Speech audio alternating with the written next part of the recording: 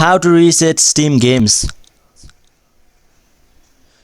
So hello viewers and welcome back to our YouTube channel, and in today's video I will be teaching you guys how to reset Steam games. So without delaying any further, let's get started.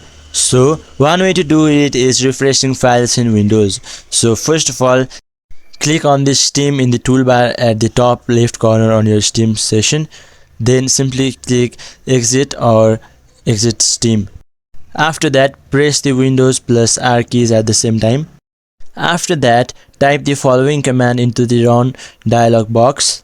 After that, restart your computer. Then navigate to C program files Steam. Then simply double click on Steam or steam.exe to relaunch the Steam client. After that, resume playing Steam as normal. So after following this very simple step, your application will be resetted. So in this very simple way, you could reset your Steam application. So hope this video was helpful for you. Until the next video, bye bye and take care.